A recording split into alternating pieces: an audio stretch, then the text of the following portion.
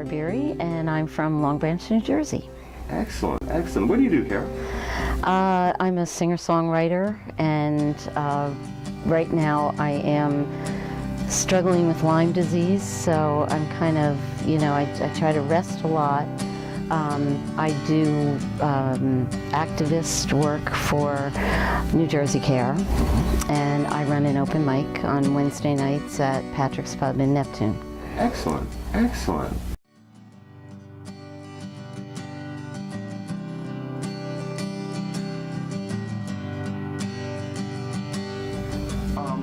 What instrument do you play? I see a guitar there. I play guitar, and that's about it. I can play maybe 2 or 3 songs on piano, and that's it. When did you learn to play guitar?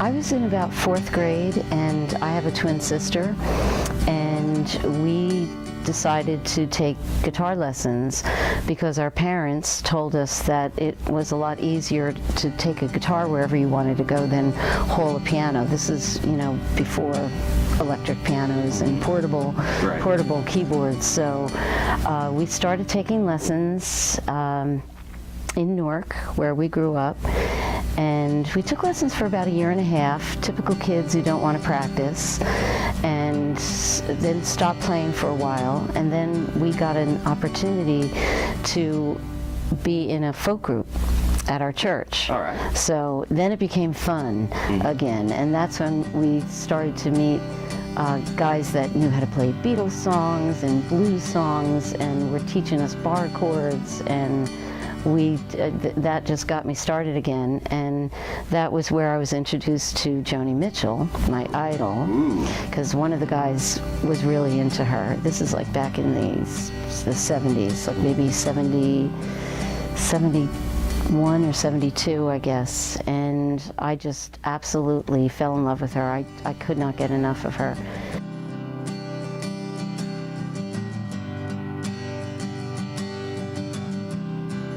What are your influences, and what kind of music do you write? Well, Joni being my most important influence, because she's a poet and just happens to put music to her poetry. I mean, if you look at some of her lyrics, they're just absolutely gorgeous.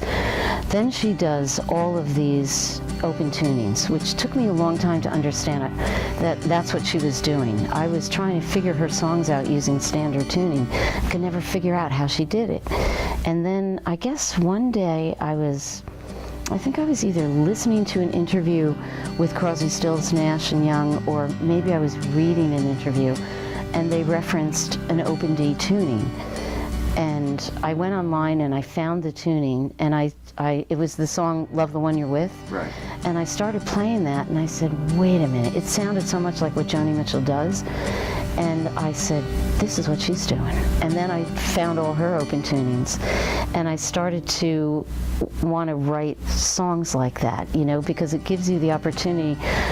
It's almost like having a new palette of paint to paint with, and you could do all of these crazy tunings, and the song almost writes itself, you know what I mean? You could sort of like sit in your living room and play all these beautiful chords, and then it just takes you in all these different directions that you would not have been able to go if you were using a standard tuning.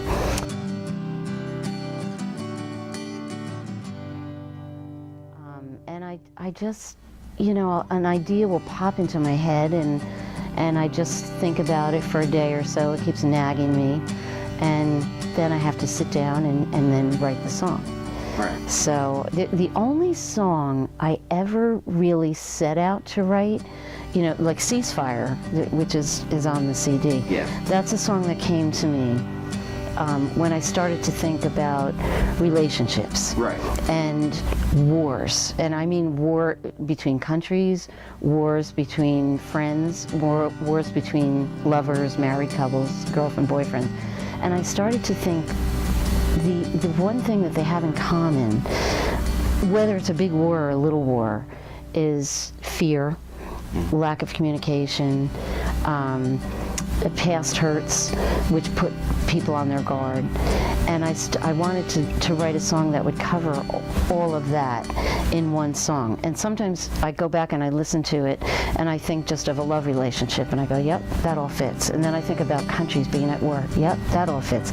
So I wanted to write one song that covers it all, but it came to me like all my other songs do, with the exception of the one I'll talk about in a second, as just an idea that pops into my head. It just hits me while I'm at a red light, or, you know, I just get inspired for some reason, and then I just sort of play with it and write it. The only song I actually set out to write with clear goals in mind was my adoption song, Your Secret Safe With Me. Right. And that was a song that I wanted to write for the longest time, and I just couldn't figure out how I was going to do it. And it took me, it was the longest song I ever wrote. It took me 2 full weeks to actually write it and play with it and go back and change it and revise it. And finally, when it was done, I said, okay, I wouldn't change a thing.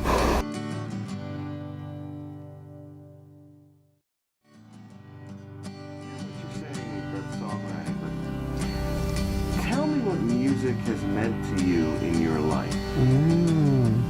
Oh, wow. Well,